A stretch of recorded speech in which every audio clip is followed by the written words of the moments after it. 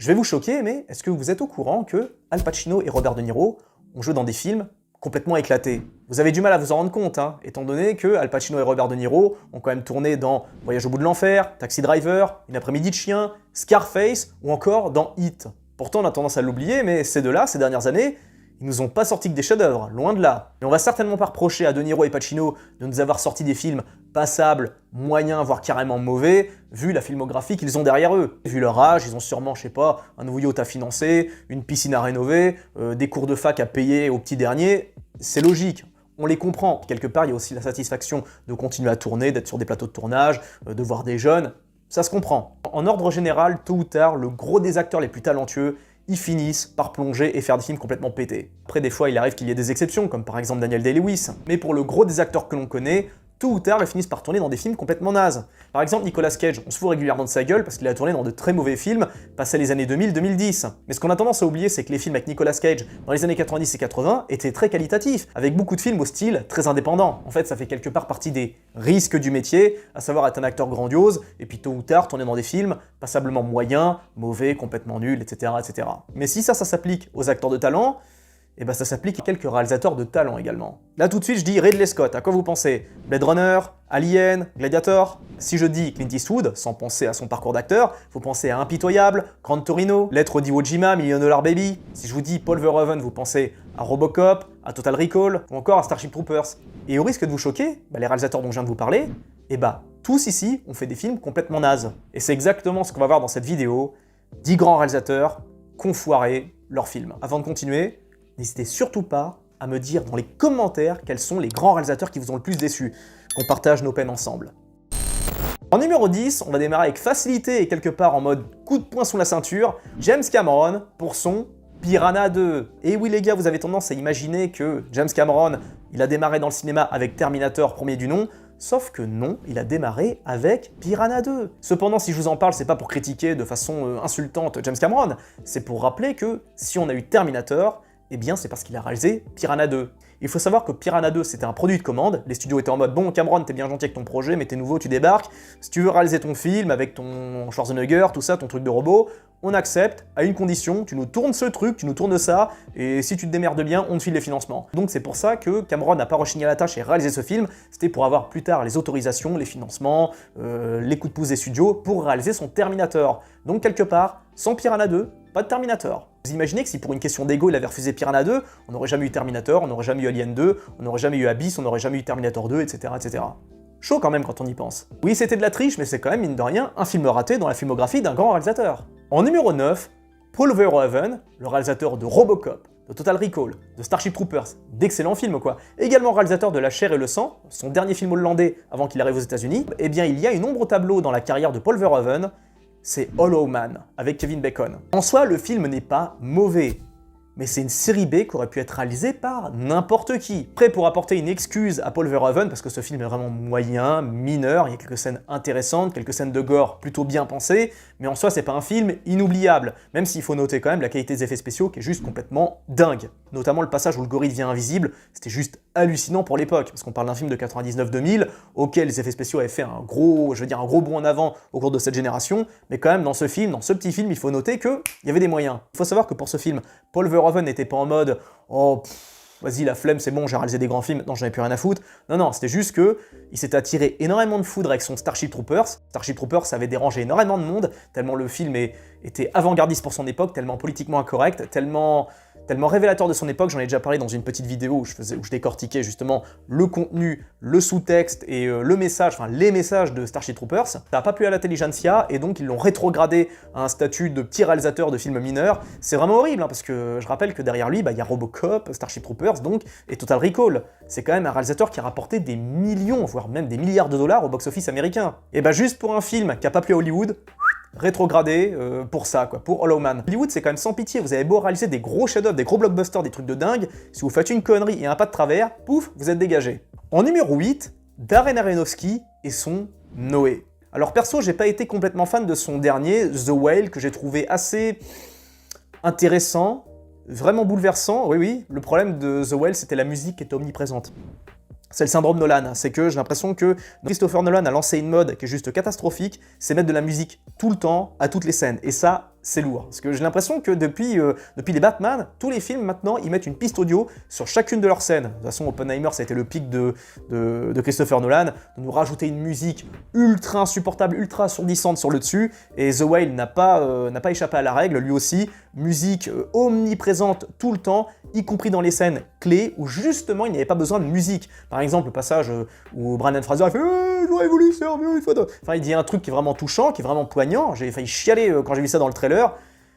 Sauf que dans le film, qu'est-ce qu'ils ont fait? Ils ont mis une musique par-dessus. Donc ce qui fait qu'on perd énormément en intensité, on perd en émotion. Enfin, ça ne sert à rien de mettre de la musique sur les scènes d'émotion. Quand vous faites une déclaration d'amour ou je sais pas quoi, quand vous videz votre sac de façon émotionnelle, vous mettez pas une musique derrière, c'est ridicule. Vous faites ça dans le silence de la vie. Enfin, vous m'avez compris quoi. Et donc, pourquoi je parle de ça? Donc bref, The Whale, je suis pas fan, mais j'ai largement davantage apprécié The Whale plutôt que son Noé, sorti en 2014. Qu'est-ce que c'était que ça? Là aussi, on dirait un pur produit de commande de Darren Aronofsky, on reconnaît pas du tout son style, enfin on reconnaît à la marge, mais en soi, ce qu'il nous a proposé, il aurait pu être réalisé par n'importe qui, quoi. J'aurais davantage vu, par exemple, un Ridley Scott réaliser ce truc, plutôt que Darren Aronofsky, qui pour moi est beaucoup trop borderline pour réaliser un truc pareil. Darren Aronofsky, c'est un petit peu quelque part le Gaspard Noé américain, dans un autre genre, je parle vraiment de films de genre, perchés, qui vous retournent le cerveau, qui vous déglinguent la tête. Or là, son Noé, un film biblique, machin... Je pense qu'à l'époque, il avait rien sous la main, on lui a proposé ça, il l'a accepté peut-être par défaut, alors que pourtant il avait quand même réalisé The Wrestler en 2009, donc 5-6 ans avant, The Wrestler qui est largement au-dessus. Et c'est vrai que quand on juxtapose son Requiem for a Dream, son The Fountain, son The Wrestler et son Noé, on a du mal à réaliser que c'est Darren Aronofsky qui est derrière ce truc.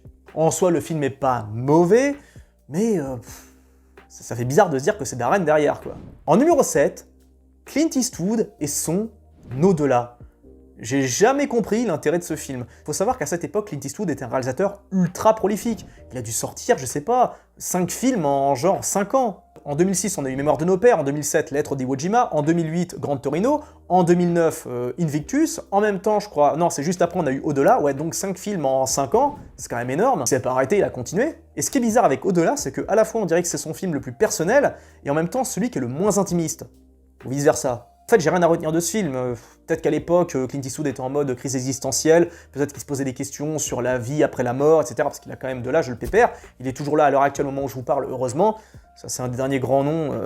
Quand il va nous quitter, lui et Robert Duvall, ça va faire mal. Hein. Mais donc, pour revenir à Au-delà, c'est son film le moins intéressant, pas spécialement bouleversant, pas spécialement touchant. Ouais, c'est pour dire en gros qu'il y a un truc après. Ok, c'est rassurant, c'est cool, mais...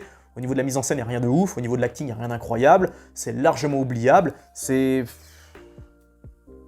surprenant de la part de Clint Eastwood, parce que je rappelle que, ouais, au même moment, il nous sortait Grand Torino, Invictus, Lettres d'Iwo Jima, qui est quand même dingue. Et puis, au milieu de tout ça, on a ça. Alors peut-être qu'il voulait se reposer, faire un truc plutôt tranquille, plutôt chill, mais...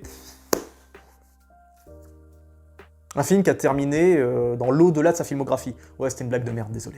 En numéro 6, mon réalisateur préféré, Oliver Stone et son W. Je crois que ce film, c'est le long métrage le moins personnel d'Oliver Stone. Le truc, c'est que Oliver Stone a dû avoir le même problème que pour Verhoeven. C'était un réalisateur qui était beaucoup trop ambitieux, qui avait beaucoup trop de trucs à dire. Alors en soi, c'était passé, notamment via son JFK, via ses films qui étaient, on va dire, assez politiques et assez, mine de rien, très ancrés à gauche, notamment son Né un 4 juillet, qui est un film profondément antimilitariste, c'est peut-être un de ses meilleurs. J'adore Né un 4 juillet, même s'il est très traumatisant. Ce qui est bien avec les États-Unis, c'est que d'un côté, ils tolèrent aussi bien les films qui critiquent leur armée, leur pays, etc.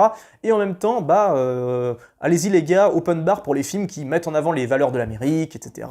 Je veux dire, ils mettent en avant les soldats, les forces de l'ordre, des trucs comme ça. C'est qu'eux, au moins, ils savent mixer entre les deux, quoi. On peut avoir dans le même temps, par exemple, un film de guerre de gauche, comme Green Zone de Paul Greengrass, avec Matt Damon, et... dans le même temps, quasiment à quelques années près, American Sniper, un film de guerre de droite de Clint Eastwood. C'est bien ça la différence de maturité qu'il y a entre les États-Unis et nous, c'est que eux au moins, ils s'en foutent complètement du politiquement correct et puis des convenances sociales, ils disent les choses en fonction de leur vision, enfin je dis vous m'avez compris quoi, c'est que il y a un catalogue de choix qui est quand même très vaste, chacun peut y trouver son compte dans le cinéma américain, alors que le cinéma français... Et donc bref, Oliver Stone, je rappelle que lui aussi a réalisé des films de dingue, Platoon, Né un 4 juillet, Tueur né, The Doors, JFK, même U-Turn, qui est juste excellent. Il a réalisé W, qui est complètement chiant, nul, qui n'apporte rien d'incroyable. On a du mal à croire que c'est Oliver Stone qui est derrière. Je pense que Oliver Stone, pareil, comme pour Verhoeven, a été rétrogradé, parce qu'il a réalisé Alexandre, et Alexandre a été non pas un bide, mais n'a pas rapporté le pognon qu'il aurait dû ramener, étant donné que c'est un film qui a coûté une fortune, mais il a juste rapporté, je crois, à peine ce qu'il avait coûté, ou un peu plus, enfin ça n'a pas été le succès auquel on s'attendait, et c'est un film pour moi qui était trop perché pour la majorité des gens. Personnellement, je considère Alexandre comme un chef-d'œuvre, j'assume, et parce que je suis un fan, on va dire, presque aveuglé par le style d'Oliver Stone. Bon, peut-être pas tant que ça, parce que j'ai pas aimé son W. J'ai vraiment pas compris l'intérêt de ce film, peut-être que il voulait continuer à tourner, peut-être qu'il voulait continuer à produire, puis bon, il a eu beaucoup moins de budget, étant donné que, comment s'appelle, l'échec qu'a été Alexandre, les studios ont dû être un peu calmés par rapport à ses ambitions, mais le pire c'est qu'il s'est pas arrêté à ce W, qui pourtant a un très bon casting, il a enchaîné avec Wall Street, la suite, de Wall Street qu'il avait réalisé en 87, un grand film également, un de ses meilleurs films également. Film très particulier qui est très compliqué à comprendre à l'heure actuelle, qui était déjà compliqué à piger de sa génération, mais qui l'est encore plus aujourd'hui, parce que vraiment c'est un film qui est ancré dans son époque, c'est presque une machine à remonter le temps, ce Wall Street, dans le New York, le Manhattan des années 80, et sa suite de Wall Street est vraiment froide, sans grand intérêt, et puis en plus avec Shia LaBeouf, quoi. Puis là c'était l'époque Shia LaBeouf où il était tout jeune, où il commençait à être un des nouveaux grands acteurs de l'époque, enfin c'était celui qui était censé être la nouvelle tête de proue d'Hollywood, donc en soi, on aime ou on n'aime pas Shia LaBeouf, moi personnellement je l'aime bien plus passer les 2012-2013 quand il commençait à devenir un peu plus mature, mais bref, en tout cas pour revenir à Oliver Stone, son W était vraiment moyen, passable, il a été flingué par la critique, son Wall Street n'a pas aidé, et après on l'a retrouvé, je crois, 3 ans après dans Snowden, qui pareil, a pas l'air ouf, et je crois qu'il s'est complètement arrêté, je crois que maintenant il fait autre chose, il est dans la production, les documentaires, je sais plus. Mais en tout cas, triste carrière pour Oliver Stone, parce qu'il a vraiment terminé, sa carrière s'est conclue, parce que j'ai bien l'impression que sa carrière maintenant elle est au point mort, je sais pas s'il reviendra, je pense pas, parce que maintenant, vu comment fonctionne Hollywood, c'est terminé, je pense, les studios qui vont lâcher un max de pognon pour les réalisateurs un peu excentriques, qui ont de l'ambition. C'est malheureux, mais je pense pas qu'on reverra un jour Oliver Stone de sitôt derrière un grand film, et en tout cas, terminé malheureusement sur des fausses notes comme W, ou Wall Street, ou Snowden, c'est compliqué. Mais en tout cas, je considère que W, c'est peut-être justement le film qui a porté le coup de grâce à sa filmographie, c'est en même temps le film le moins réussi de sa carrière. Triste. Il devait pas avoir la niaque, il devait pas avoir l'ambition, c'est possible aussi. Hein. En numéro 5, Old Boy de Spike Lee. Alors, Spike Lee est quand même grand réalisateur, avec un style particulier, même s'il s'auto-parodie depuis quelques temps, mais il a quand même fait des trucs de dingue dans les années 90, début 2000. On se rappelle tous de la scène de la 25e heure, hein, le monologue. J'avais bien kiffé son film, là, je me souviens plus du nom, mais c'est lui qui avait révélé Alberi. Excellent, belle immersion dans la rue, dans les rues américaines, avec tout le contexte social qui va avec, la cam, les addictions, la violence, ce genre de trucs. Et le truc, c'est que son Old Boy, c'est un remake donc de Old Boy, le film de 2004, là, qui est le mec avec son marteau, là, et je comprends pas. Pourtant, c'est Josh Brolin, Josh Brolin qui a lui aussi tourné dans W, qui incarnait Bush, le film d'Oliver Stone, et son Old Boy, je trouve que c'est son pire film, aucun intérêt, à des années-lumière de la virtuose du premier, en soi, il est pas spécialement mauvais, je veux dire, mais si on prend en compte l'existence de l'ancien Old Boy, il n'y a aucune excuse. Je vois pas pourquoi il a réalisé ce film, même si je sais que les Américains c'est plus fort qu'eux. Il faut qu'ils fassent des remakes, hein, comme par exemple on a eu droit au remake de Rec avec En Quarantaine, il y a eu le remake de Millennium avec The Girl with the Dragon Tattoo, que j'adore par ailleurs, que je trouve vraiment très bon, juste au niveau de l'esthétique, hein, je parle, et du jeu d'acteur, ça s'arrête là. À part ça, ce film est inutile, vaut mieux se concentrer sur la version suédoise, mais au niveau de l'esthétique et de la photo, The Girl with the Dragon Tattoo est juste nickel. Mais bref, pour revenir à Spike Lee, qui est pourtant un réalisateur engagé avec, je veux dire, un discours social assez prononcé, là il nous réalise Old Boy. Franchement, je sais pas, il avait rien à se mettre sous la dent, il avait peut-être des traites à payer, je sais pas, on a du mal à croire que c'est Spike Lee qui est derrière, quoi. D'autant plus que ce film n'a aucune réelle identité, quoi. On reconnaît pas tellement la patte de Spike Lee, bref, c'est étrange. Numéro 4, Exodus de Ridley Scott. Alors, Ridley Scott, il n'a pas réalisé que des chefs-d'œuvre. Je sais que parmi vous, il y a beaucoup de Ridley Scottiens très fanatiques par rapport à son cinéma, mais j'ai prévu d'autres vidéos sur Ridley Scott, mais il a tourné des chefs-d'œuvre, des bons films, d'excellents films, mais aussi des trucs plutôt passables. Hein. Et son Exodus, on s'attendait à une grosse fresque bien lourde, avec du budget, avec des grands acteurs, il y a quand même Christian Bale dedans, et Joel Edgerton, enfin il y a un gros casting, il y a une grosse histoire, donc l'histoire de Moïse, tout ça, avec Ramsès, son embrouille avec le bébé qui doit couper en deux, ensuite la mère qui s'écarte, tout ça. Il y a des plans qui sont jolis, d'ailleurs, notamment le plan où la flotte s'écarte avec le cheval au milieu, tout ça.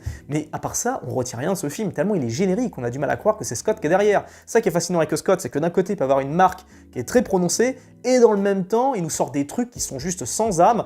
Alors après, on peut pas toujours réaliser que des chefs-d'œuvre, hein, ça c'est ce qu'il faut comprendre. Mais là, j'avoue que c'était vraiment très générique, très passable, très oubliable.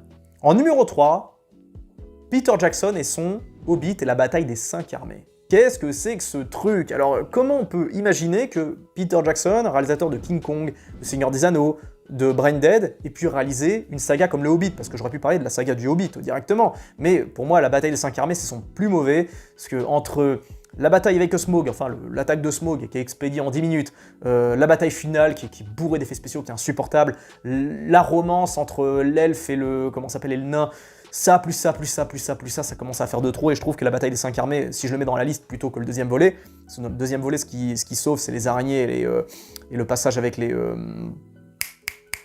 avec Smaug, quand Martin Freeman tchatche avec le gorille, le dragon, et c'est l'effet King Kong ça. Mais là, honnêtement, la bataille des 5 armées, c'était le dernier volet, on s'attendait à un truc d'épique, et c'était en soi épique, mais à des années-lumière de ce qu'on avait vu dans Le Seigneur des Anneaux.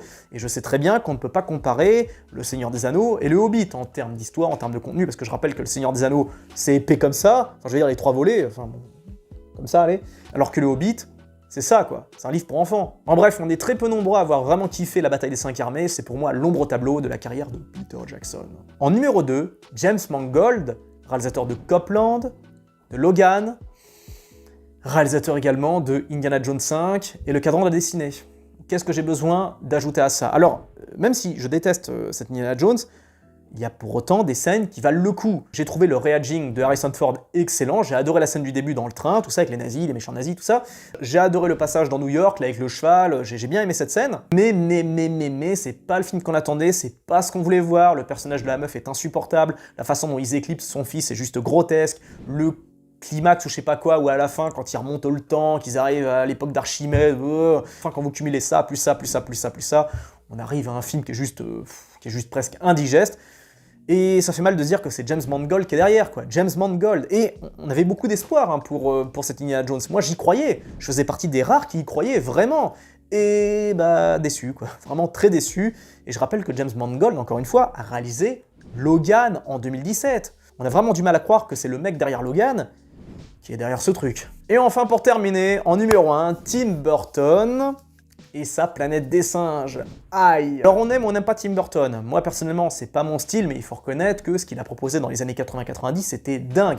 Beetlejuice, le premier Batman, Batman le défi, juste génial. Même son Sleepy Hollow je l'ai trouvé très bon. Mais sa Planète des Singes, ouille. J'avais beaucoup d'espoir dans ce film, mais on était nombreux à être déçus à juste titre pour tout un tas de raisons. La performance de Mark Wahlberg, si on peut appeler ça une performance, les enjeux, la bataille finale juste minable, y a rien qui y va, quoi. Autant rester sur l'ancien, le premier La Planète des Singes des années 60, ou les nouveaux, qui sont largement au-dessus, mais j'ai vraiment pas compris j'ai pas compris pourquoi Tim Burton s'est lancé là-dedans. Il aurait dû rester dans ces trucs un peu gothiques, rester dans sa zone, à savoir nous produire des films un peu bizarres, un peu zarbi pour les meufs qui sont branchées, le truc Darkness, tout ça, c'était pas mal. Mais en tout cas, sa Planète des Singes, pour moi, c'est vraiment sa grosse ombre au tableau, c'est vraiment le film qui n'aurait pas dû réaliser, un film qui n'a aucun intérêt, bien évidemment, je sais très bien que parmi vous, certains l'adorent, souvent c'est par nostalgie plus que par goût réellement pragmatique, mais attention, moi aussi je l'ai vu quand j'étais gamin, et je l'ai kiffé quand je l'ai vu, j'étais waouh, génial, truc de ouf, des singes et tout, avec un vaisseau spatial,